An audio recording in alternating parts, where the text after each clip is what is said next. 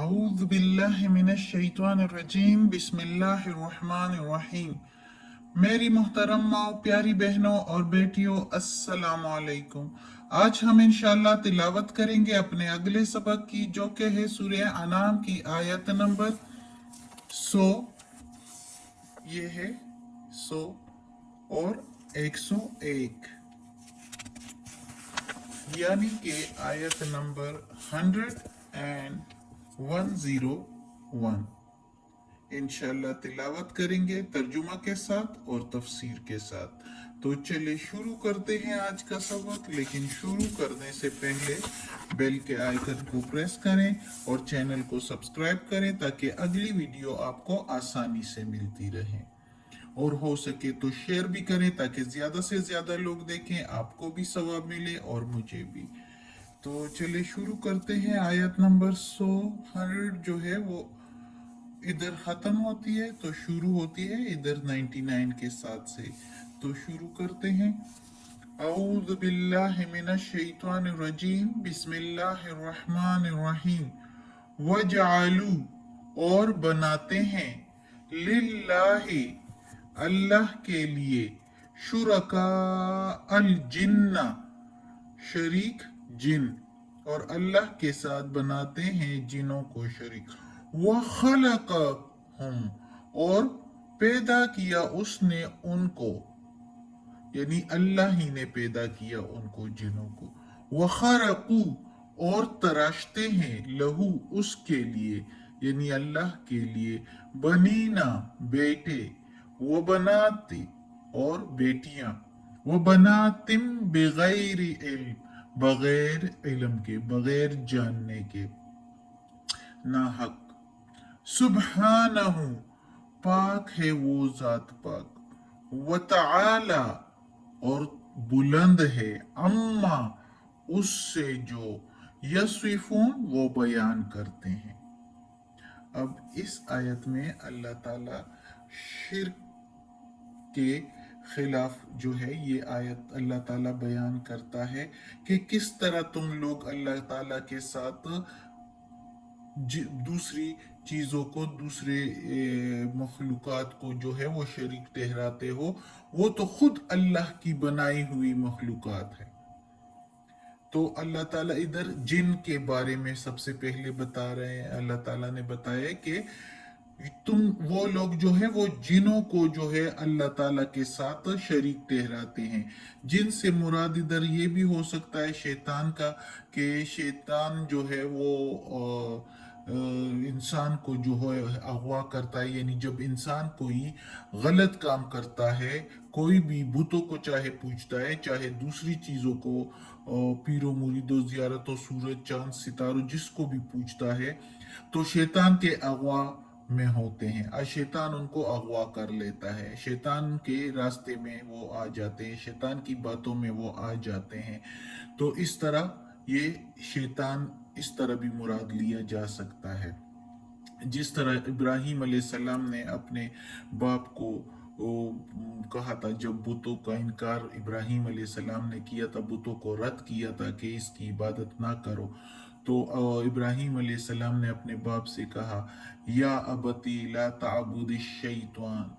तो उधर भी शैतान से मतलब यानी बुतों को ना पूजो, ये शैतान का अगवा है। शैतान हमारे बाबा आदम के टाइम का जो है दुश्मन है, और वो ही इंसान के रास्ते में बैठेगा। उसने खुद कहा था कि मैं उसके रास्ते में बैठूंगा और उनको रास्ते से जो है हिदायत से बेराह करूंगा, उनको गुमराह करूंगा।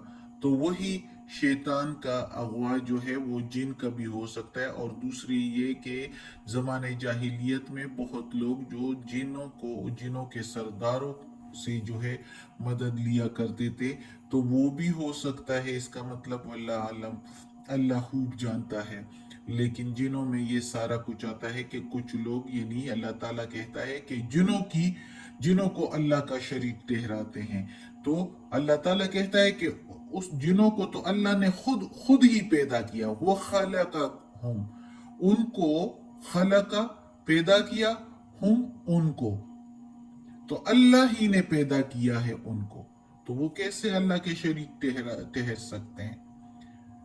جب اللہ نے ان کو پیدا کیا، وہ تو خود انسانوں کی طرح ایک عاجز مخلوق ہے، اللہ کے آگے اللہ کے حکم کے جو ہے منتظر ہوتے ہیں، اللہ کے حکم کے آگے عاجز ہوتے ہیں۔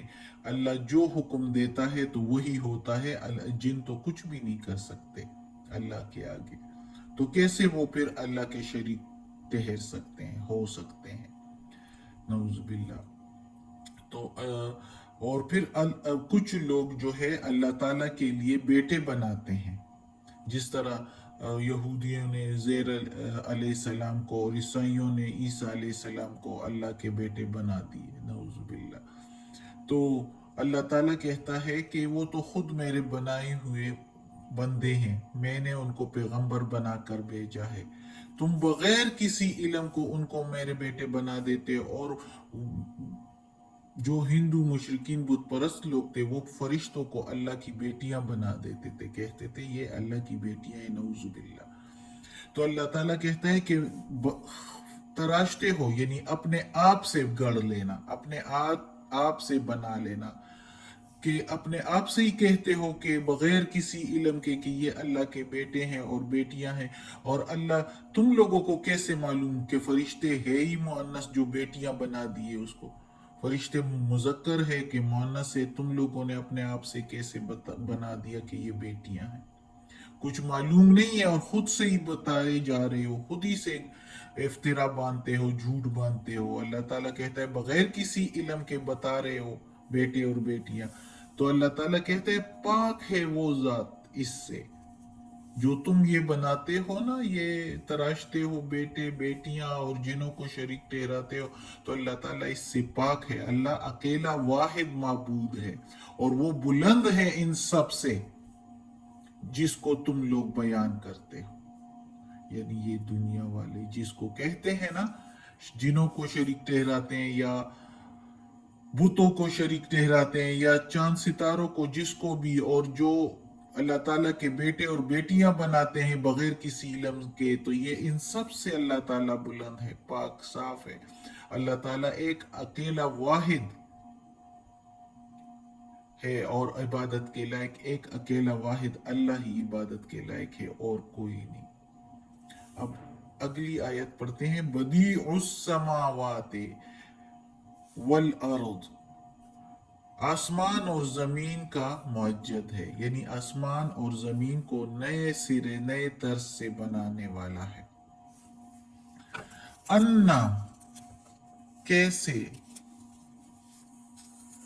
یا کیوں کر،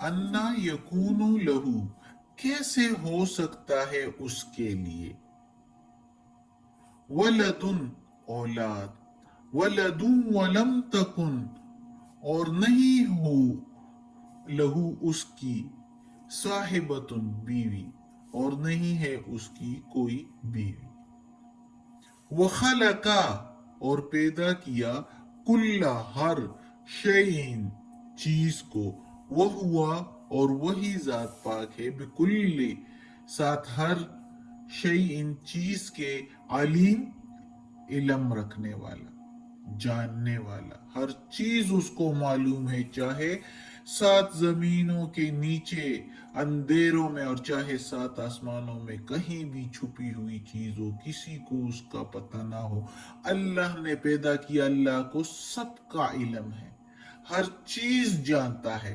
اور یہ جو اپنے آپ سے باتیں کرتے ہیں تو ان کو خود نہیں معلوم وہ بات ہے ہی نہیں، تو وہ کہاں پر ہوگی دنیا۔ تو اللہ تعالیٰ کہتا ہے کہ نئے طرز سے، بغیر کسی نقشے کے، بغیر کسی مدد کے اللہ تعالیٰ نے یہ دنیا بنائی۔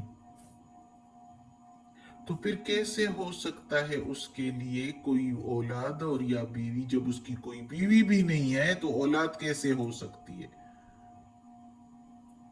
جب اس کو اللہ تعالیٰ کو اس دنیا کے بنانے میں کسی کی مدد لینے کی ضرورت نہیں پڑی، تو جب ساری دنیا بن گئی، سارا کچھ بنا دیا، تو اب کیسے بیٹے بیٹیوں اور پوتوں کی ضرورت پڑ گئی اس کو مدد کے لیے؟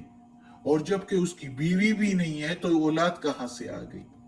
عیسائی بھی حضرت عیسیٰ علیہ السلام کو نعوذ باللہ اللہ کا بیٹا جانتے ہیں، لیکن بی بی مریم کو نعوذ باللہ اللہ کی بیوی کبھی بھی نہیں قرار دیا، نہیں کر سکے، نہیں کہا انہوں نے۔ تو پھر جب بیوی نہیں ہے تو اولاد کہاں سے اللہ تعالیٰ کی ہو گئی؟ نعوذ باللہ۔ اللہ وحدہ لا شریک ہے، اس کو کسی کی ضرورت نہیں ہے، کسی کی مدد کی ضرورت نہیں ہے، اور اس نے ہی ہر چیز کو پیدا کیا، یعنی ان پیغمبروں کو بھی اسی نے پیدا کیا۔ اپنے جن نیک بندوں کو لوگوں نے معبود ٹھہرایا ہوا ہے یا تھا، تو وہ سارے اللہ ہی کی پیداوار ہے، اللہ ہی نے پیدا کیا ہے۔ تو ہر چیز کو جب اللہ نے پیدا کیا ہے تو وہ ہر چیز کو جانتا بھی ہے، اس کو ہر چیز کا علم ہے۔ اس لیے اللہ کے ساتھ کوئی شریک نہیں ہے، اللہ وحدہ لا شریک ہے، وہ اکیلا واحد عبادت کے لائق ہے، اکیلا واحد معبود ہے، اس کے ساتھ کوئی شریک نہیں ہے، وہ ان سے بلند ہے، اس سے اعلیٰ ہے، جس کو لوگ اس کا شریک ٹھہراتے ہیں۔ تو اللہ تعالیٰ خود قرآن میں کہتا ہے، یہ بار بار یہ بھی ہم پڑھ رہے ہیں ان آیات میں، کہ اللہ کے ساتھ کوئی شریک نہیں ہے، اللہ اکیلا معبود ہے۔ صدق اللہ العظیم۔ آج کا سبق ختم ہوتا ہے انشاءاللہ، اور پھر پڑھیں گے۔ اللہ ہمیں توفیق دے کہ اس قرآن مجید کا ترجمہ مکمل کریں اور اس پر عمل کرنے کی توفیق دے، آمین۔